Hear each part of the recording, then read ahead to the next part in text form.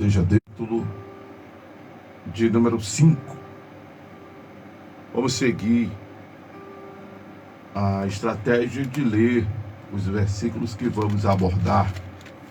Amém? Nos diz assim a palavra de Deus: Eis, pois, agora vós ricos, chorais, pranteais por vossas misérias, que sobre vós hão de vir. As vossas riquezas estão apodrecidas, e as vossas vestes estão contaminadas, estão comidas de traça. O vosso ouro e a vossa prata se enferrujam, e a sua ferrugem dará testemunho contra vós, e comerá como fogo a vossa carne. Entesouraste para os últimos dias. Eis que o salário dos trabalhadores que ceifaram a vossa terra e que por vós foi diminuído clama, e os clamores dos que ceifaram entraram nos ouvidos do Senhor dos Exércitos. Deliciosamente viveste sobre a terra, e vos deleitastes, e servaste o vosso coração como num dia de matança. Condenastes e mataste o justo, e ele não vos resistiu. Louvado seja o nome de Jesus. Louvado seja o nome de Jesus. Amém? Para você que está pelo Instagram da rádio, aí nós tivemos algum probleminha aqui na transmissão do Instagram da rádio, mas já já eu volto com a live aqui no Instagram. Tivemos um probleminha lá. Muito bem. Louvado seja Deus. Tiago, capítulo de número 5. A nossa primeira parte deste capítulo. Lembrando para os irmãos que o contexto aqui de Tiago, Tiago capítulo 5, para o pessoal que está aqui no Instagram da rádio, né? Tivemos problema na live aí, mas voltou. Lembrando que o contexto para Tiago aqui, escrevendo para a igreja que está vivendo a diáspora, os crentes que estão dispersos pelo mundo afora, estão da além de Jerusalém e da Judéia, de Samaria, já estão, de acordo com o mundo de então, nos confins da terra, né? É importante considerar que quem está dominando o mundo nessa ocasião é o Império Romano. Os cristãos estão vivendo um momento de afunilação existencial, porque estão vivendo um período de perseguição. Estão vivendo um momento difícil, né? Em todos os sentidos e aspectos, inclusive o aspecto social, o aspecto especificamente falando financeiro. Estão vivendo uma situação de escravatura, praticamente falando, a exemplo do povo de Israel no Egito. E obviamente não eram só os cristãos, propriamente dito falando, mas todos os que vivenciavam o contexto da má distribuição de renda, porque os poderosos, politicamente, financeiramente, oprimiam os pobres, os trabalhadores, viviam às custas do esforço braçal, né? Do sofrimento. Inclusive a palavra trabalho significa sofrimento. Ao mesmo tempo, trabalhar, que é algo que hoje dignifica o ser humano, mas é importante entender que quando Deus criou o homem e colocou no jardim do Éden, e o homem desobedeceu, o trabalho passou a ser uma das sentenças do pecado. Quando lhes fora dito que do suor do teu rosto comerás o teu pão. Com isso, não estamos fazendo apologia à preguiça, ao comodismo, né? O preguiçoso diz, está vendo que o trabalho não é de Deus? Não, não é. É por aí. Mas a maldição foi essa, que do suor do teu rosto comerás o teu pão. A palavra trabalho significa sofrimento. E aí, o trabalho tornou-se agora algo que dignifica o ser humano, porque se você não trabalha, você não vive às suas custas. Se você não trabalha, você não vive às suas custas, você não honra seus compromissos, você fica na dependência dos outros. E aí, quando você não recebe o salário digno do trabalhador, e alguém explora, e alguém vive de regalias às custas da miséria do outro, isso implementa maior sofrimento para o trabalhador.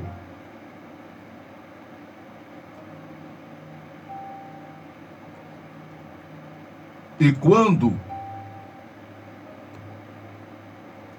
o ímpio governa, todo mundo sofre, diz a palavra. Na ocasião aqui, o ímpio não é necessariamente uma pessoa que não seja convertida ao Evangelho, não. Mas aquele que não olha para a situação da equidade, do favorecer condições igualitárias para todos. A equidade, ela é um elemento que eu vejo maior que a justiça, nesse aspecto, inclusive, sociável, porque a equidade, ela dá condição igual para todo mundo. Ela dá condição igual para todo mundo. Pense em uma pessoa, um exemplo, em uma pessoa com 60 metros de altura. Pense em outra pessoa com 1 metro de altura e uma pessoa com 1,60 m de altura. E uma árvore com 1,70 m. Aqui tem 1,60 m, 10 centímetros é suficiente para ela pegar o fruto dessa árvore. Aqui tem 1 metro, vai precisar de mais 60 centímetros. E aqui tem, coitada, 60 centímetros, vai precisar de 1 metro para pegar o fruto dessa árvore. Então, se eu coloco bancos de tamanhos diferentes para essas pessoas,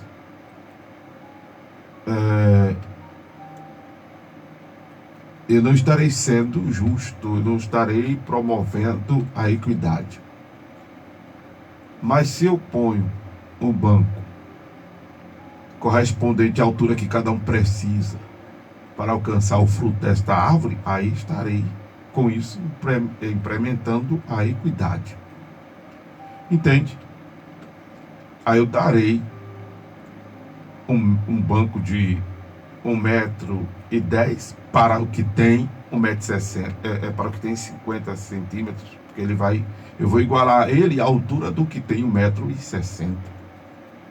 Eu vou colocar um banco de 60 centímetros para o que tem 1 m, para igualar ao que tem 1,60 m. E ao que tem 1,60 m eu não vou dar mais banco nenhum, porque ele já tem 1 m suficiente para pegar a árvore, o fruto da árvore que tem 1,70 m. Equidade é isso.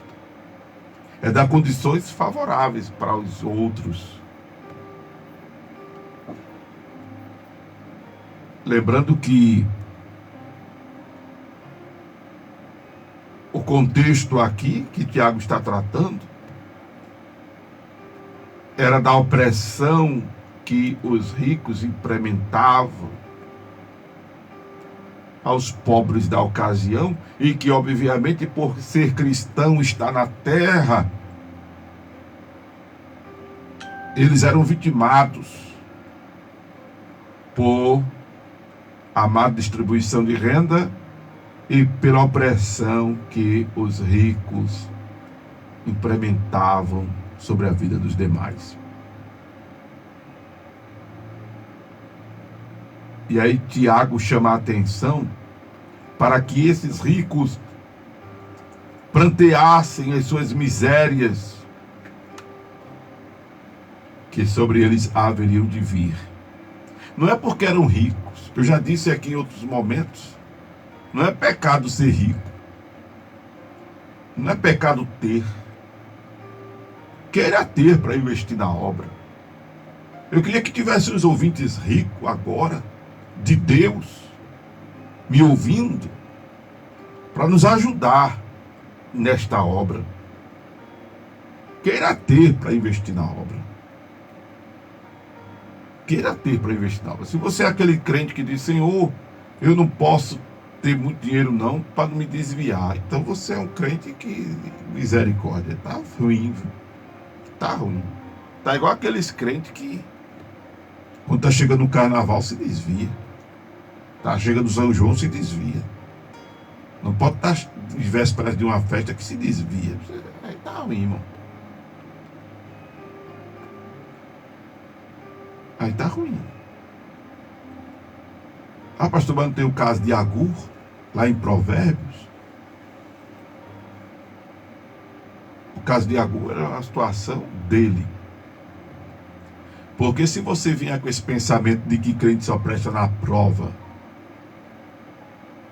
crente só pode ter um pão, porque se tiver dois se desvia, esse crente é um crente derrubado, é um crente frajuta, é um crente denorex, parece, mas não é. Não vou nem dizer mais que é do Paraguai, porque senão os paraguaios vão ficar zangados comigo. E a rádio chega lá, chega em qualquer lugar do mundo, né? A rádio chega em qualquer lugar do mundo. Então, a gente não pode ser um crente, irmãos, condicionado às circunstâncias da vida. A gente não pode ser crente só se as coisas estiverem boas, favoráveis. E a gente também não pode ser crente, tipo assim, tem que estar na prova direto para estar buscando a Deus. Não pode ser, tem que buscar o Senhor independente das condições. Tem que servir ao Senhor incondicionalmente. Como diz o poeta, na alegria ou na dor. Na alegria ou na dor, você ser crente, buscar o Senhor, servir ao Senhor. Porque, não, eu já escutei irmãos dizerem a mim, rapaz, se for para ter alguma coisa e me desviar, eu prefiro não ter nada. Não é o ter que vai lhe desviar. Porque tem gente que não está tendo nada e está pensando em se desviar. E está pensando em se desviar exatamente porque não está tendo nada, não está tendo o que comer, não está tendo o que vestir, não está tendo condições de pagar suas contas, aí está pensando em se desviar. Vê que contraste. O tal do ser humano é muito complicado. Olha, só Jesus para entender o tal do ser humano. Né? Alguns reclamando de barriga cheia e outros porque a barriga está vazia. Ou uns reclamando de barriga cheia enquanto outros estão de barriga vazia. Hã? Não é pecado ter.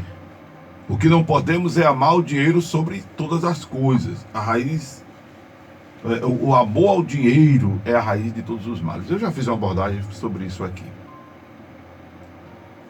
Né? Queira ter para investir na obra.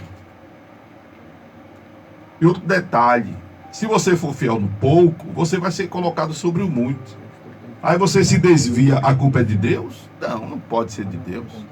Ele cumpriu o princípio que ele estabeleceu em sua palavra, de colocar você sobre o muito se você for fiel no pouco. Se você for fiel no pouco, você vai ser colocada sobre o muito. Então, Deus não vai deixar de cumprir a palavra, até porque já está no automático. Se for fiel no pouco, automaticamente vai ser colocado sobre o muito. São princípios que Deus estabeleceu, não tem como ele quebrar. Em função de estar pensando em você se desviar. Não, você se desviar ou não é responsabilidade sua. A responsabilidade de permanecer ou não no caminho é sua, meu irmão, minha irmã. A gente fica com essa conversa de Deus segura a minha mão, mas a responsabilidade é da gente, não é de Deus. Você tem que saber o que é que você quer para a sua eternidade. Você quer salvação ou quer condenação? Você quer céu ou quer inferno? Você quer ter só gozo, paz e alegria ou quer ranger de dentes? A responsabilidade é sua. Independente de qualquer coisa. O problema aqui, que para quem Tiago estava escrevendo, era que os ricos estavam oprimindo os pobres, os trabalhadores. Por isso que ele manda que eles chorem, pranteiem as misérias que haveriam de vir sobre eles.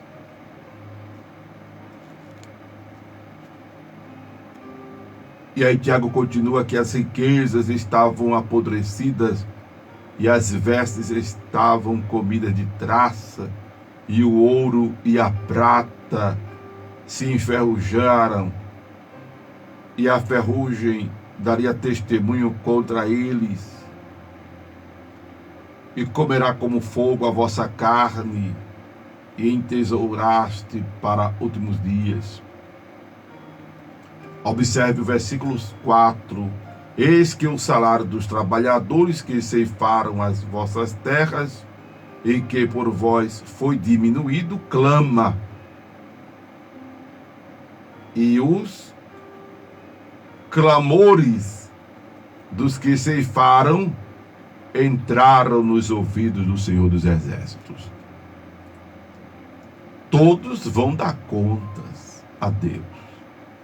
A gente leu em outro momento, né, que os empregados darão conta a Deus pelos serviços que prestam a seus senhores.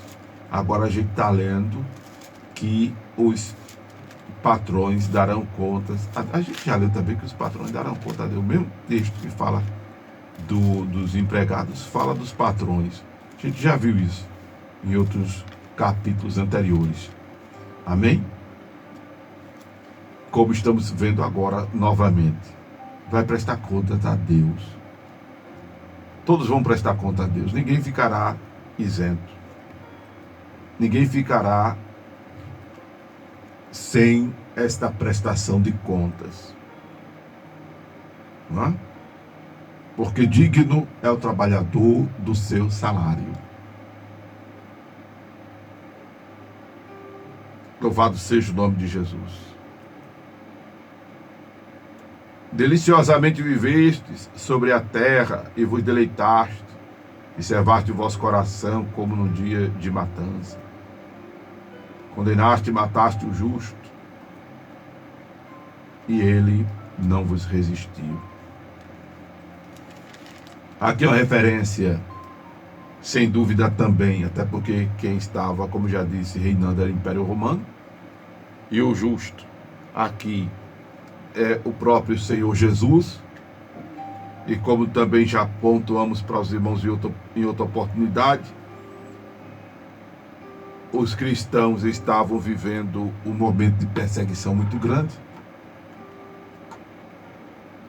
e não podiam fazer nada.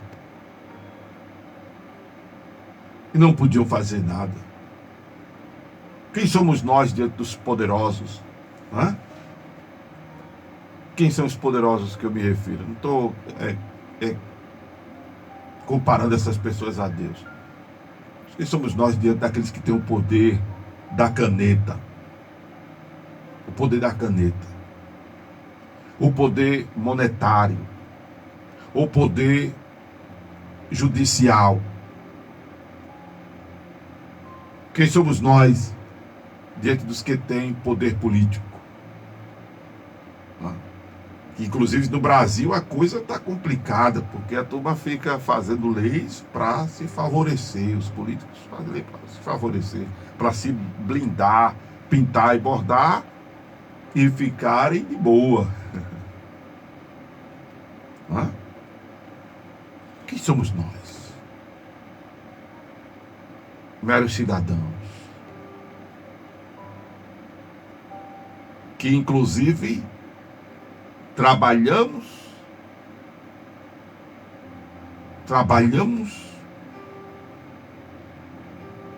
e só quem se favorece é a classe patronal, são os políticos.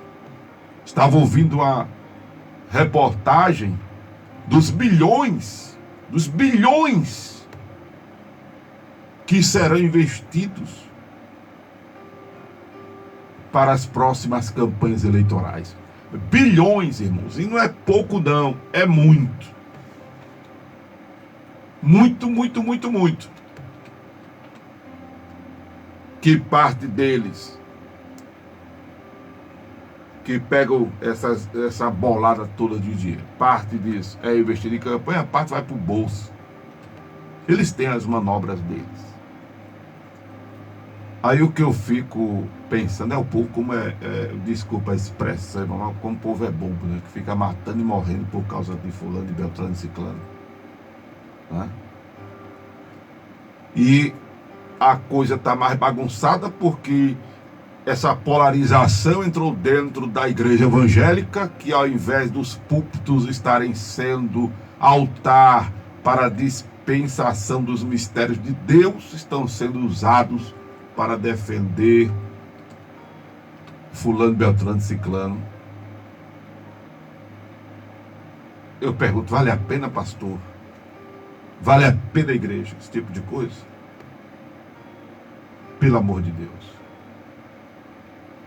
Eu fico pensando comigo, os pastores que ficam usando suas igrejas, seus púlpitos e suas ovelhas para estarem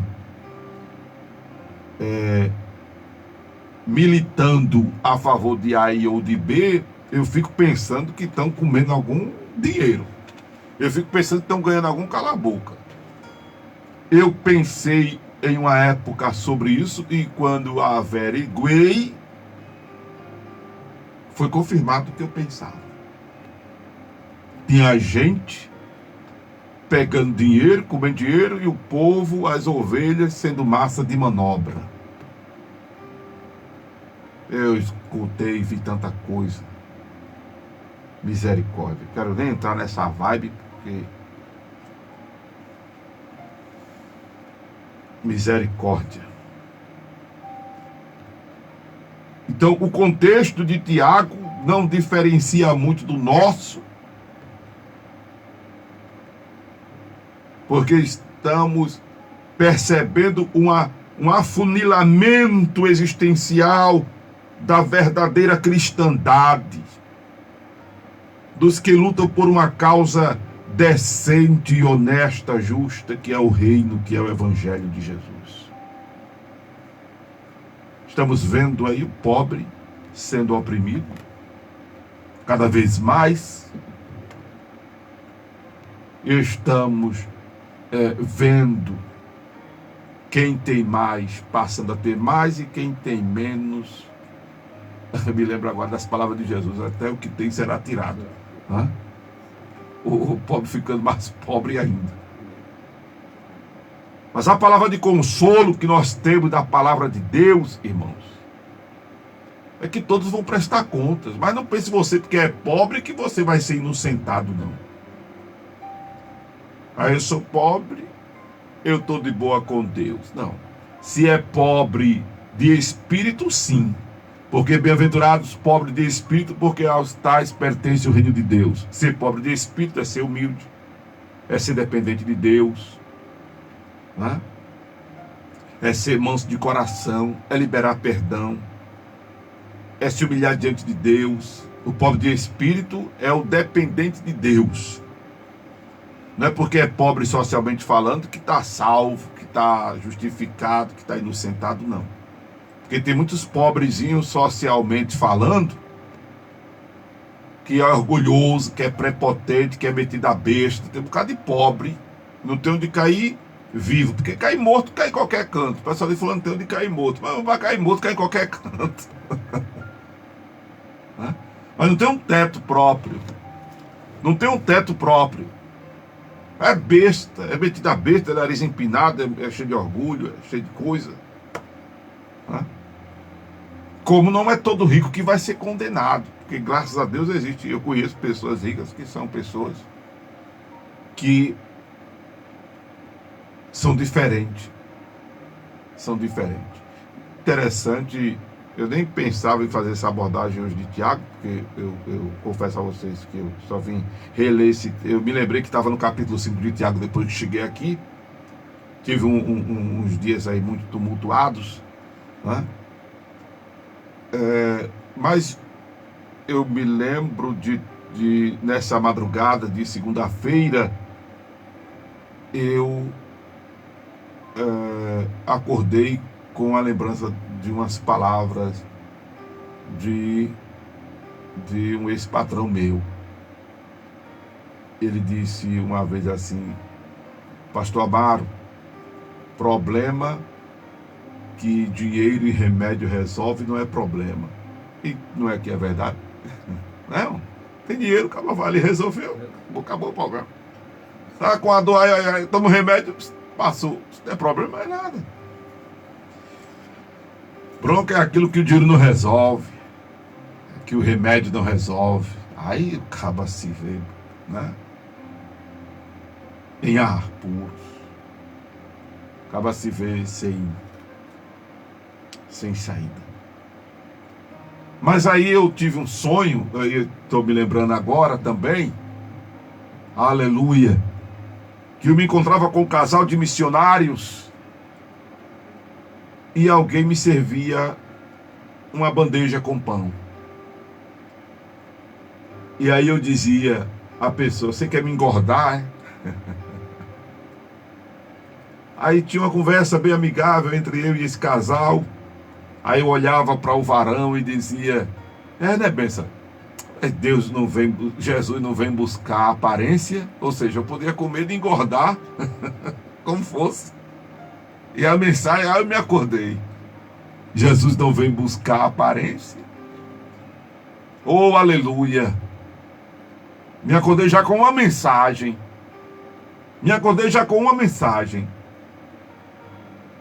As aparências enganam a mim, enganam a você. Mas Jesus não vem buscar pelas aparências.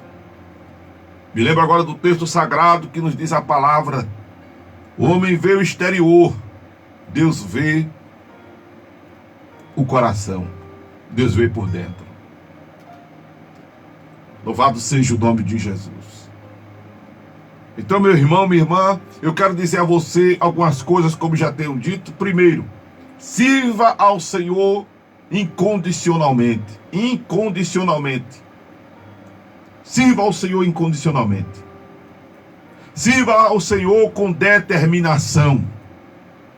Sirva ao Senhor com determinação.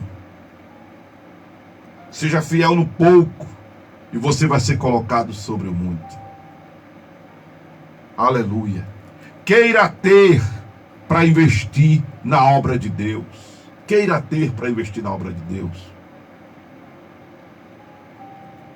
Não oprima o seu empregado, você que é patrão. Lembro-me agora das palavras de Jesus. Dai a César o que é de César e a Deus o que é de Deus. Louvado seja o nome de Jesus Cristo.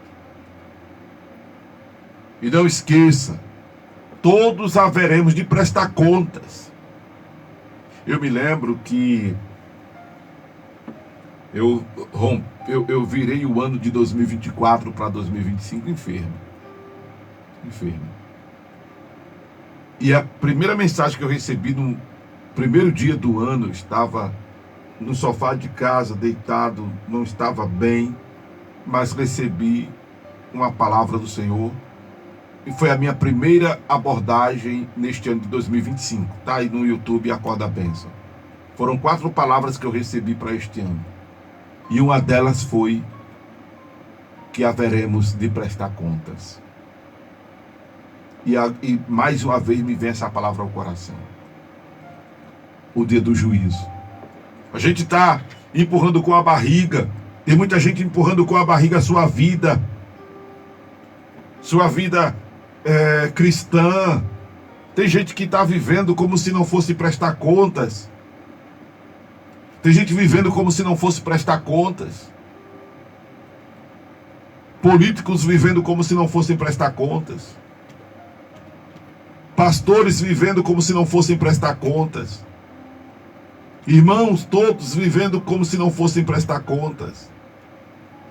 Mas eu quero lhes dizer que todos nós haveremos de prestar contas a Deus. Você esposa, você esposo, você filho, você pai, você empregado, vai prestar conta a Deus. De como você serve ao seu patrão, é a Bíblia quem diz. Você, patrão, vai prestar conta a Deus de como você trata o seu empregado. Vocês, políticos, vão prestar contas a Deus. Cadê os profetas de Deus nas câmeras municipais? Cadê os profetas de Deus nas assembleias legislativas? Cadê os profetas de Deus no Senado? Para dizer isso às pessoas. Vocês vão prestar contas a Deus. Preste atenção com o que vocês estão fazendo com o poder que têm. Como é que vocês estão tratando o povo? Vocês prefeitos, vocês governadores, vocês presidentes, vocês vereadores, vocês deputados, vocês senadores, vocês secretários. Vai todo mundo prestar conta a Deus. Prestem atenção. Todo mundo prestar conta a Deus. Vocês ovelhas vão prestar contas a Deus. Nós pastores, presbítero, diácono, evangelista, todo mundo vai prestar contas a Deus. Se liga nisso, porque o juízo de Deus está perto. Se esta palavra não mexeu com você, se esta palavra não causou nada, foi a voz de Amaro Correia. Mas se ela mexeu, se ela lhe impactou, que você ouviu foi a voz de Deus, a voz do divino.